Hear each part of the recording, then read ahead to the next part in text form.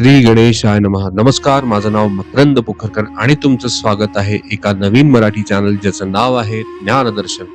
इथे तुम्हाला मिळणार आहे आपल्या भारतातल्या महान वाङ्मयाचे अगदी सोप्या भाषेतले अनुवाद. तर ज्ञानेश्वरीच का? ज्ञानेश्वरी हा संत ज्ञानेश्वरांनी 16व्या शतकात नेवासे येथे लिहिलेला भागवत आधारित मराठी भाषेतील सर्वश्रेष्ठ टीका ग्रंथ आहे. सुमारे 9000 ओव्यांच्या या ग्रंथात गीतेतील अवघड तत्वज्ञान अतिशय सोप्या, गोड आणि काव्यात्मक मराठीत समजावून सांगितलेला आहे.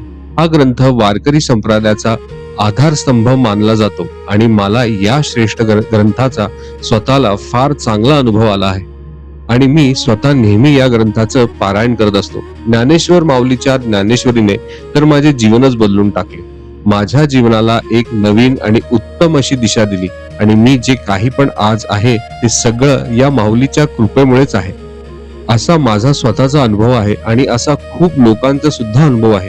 आपल्या भारतात वैष्णवजन आणि महाराष्ट्रात महान अशा वारकरी संप्रदायामध्ये वारकरी लोक या ग्रंथाचे नित्य नियमाने पारायण करतात. ज्ञानेश्वरी ही आपल्या जीवन जगण्याची एक सर्वोत्तम गाईड किंवा हँडबुक आहे असं आपण समजू शकतो. मला जेव्हा पण जगण्याबद्दल काही प्रश्न पडतो तेव्हा मला ज्ञानेश्वर माऊलीच्या या ग्रंथात दिलेल्या कोणत्या न कोणत्या दृष्टांतातून उत्तर मिळून जाते. मला असं वाटतं की जसं या ग्रंथाने मला योग्य ते मार्गदर्शन केले तसं या जगात ज्यांना आपल्या आयुष्यात काही प्रॉब्लेम्स असतील किंवा काही मूलभूत प्रश्न असतील जे सुटत नसतील किंवा जे लोक उजेडाच्या शोधात दूरवर हरून गेले असतील त्यांच्यापर्यंत या ज्ञानेश्वरीच्या ज्ञानाच्या सूर्याचा प्रकाश पडावा आणि त्यांना या संसाराच्या भवसागरातून तरुण जाण्यास मार्ग मिळावा.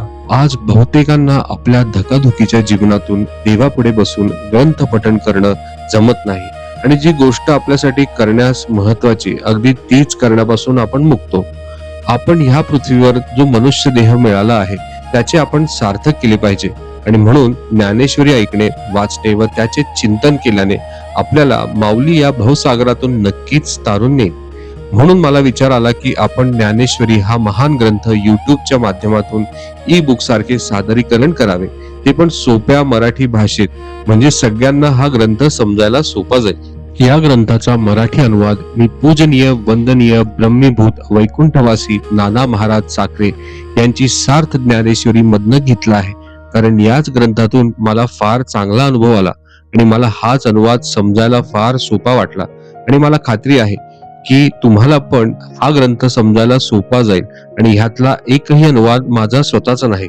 तसंच या ग्रंथावर विश्वास ठेवून जो कोणी साधक ह्याला ऐकेल किंवा वाचेल त्याच्या जीवनाचं पण कल्याणच होईल. कारण आपल्या संस्कृतीत दिलेल्या 9 प्रकारच्या भक्तीमधले श्रवण म्हणजे ऐकणे ही एक भक्ती प्रकारातील पहिली पायरी आहे. श्रवण भक्ती करणे म्हणजे देवाचे गुण, लीला कथा आणि नामसंकीर्तन भक्तिभावाने ऐकणे. हा ग्रंथ ऐकल्याने व त्यात दिलेल्या अर्थाचे चिंतन आणि मनन केल्याने ईश्वराची भक्ती साधकाला अगदी सोप्या पद्धतीने साधता येईल. मी हे काम आधुनिक तंत्रज्ञान म्हणजे AI चा वापर करून केला आहे आणि तसं करत असताना माझ्याकडनं काही चुकलं असेल तर तुमच्या सर्वांच्या चरणी माथा ठेवून क्षमा मागतो आणि अपेक्षा करतो मला माझ्या चुकीची जाणीव करून योग्य तो मार्गदर्शन तुम्ही करा. तर आता सद्गुरूच्या चरणी, संतांच्या चरणी आणि पांडुरंग परमात्म्याच्या चरणी डोकं ठेवून आपण सुरू करूया संत श्रेष्ठ श्री ज्ञानेश्वर माऊलीची ज्ञानेश्वरी.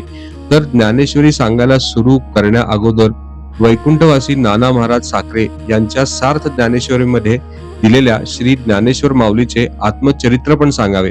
तर मी तुम्हा सर्वांना विनंती करतो की तुम्ही सगळ्यांनी इकडे लक्ष द्या. कुंडलिक वरदा हरी विठ्ठल श्री ज्ञानदेव तुकाराम, पंढरीनाथ भगवान की जय, संत श्रेष्ठ ज्ञानेश्वर महाराज की जय, जगद्गुरु तुकाराम महाराज की जय, शांती ब्रह्म एकनाथ महाराज की जय. संत ज्ञानेश्वर महाराजांचे जेव्हा आपण जीवन चरित्र बघतो तेव्हा आपल्याला लक्षात येतं की ज्ञानेश्वर माऊली आणि त्यांच्या कुटुंबाला समाजाने खूप त्रास दिला, तरी ज्ञानेश्वर माऊली आणि त्यांच्या भावंडांनी समाजावर उपकारच केला. धन्य आहे निवृत्तीनाथ महाराज, ज्ञानेश्वर महाराज, सोपान काका आणि आदिशक्ती मुक्ताई. तर चला आपण आता ऐकूया संत ज्ञानेश्वर महाराजांचं संक्षिप्त जीवन चरित्र.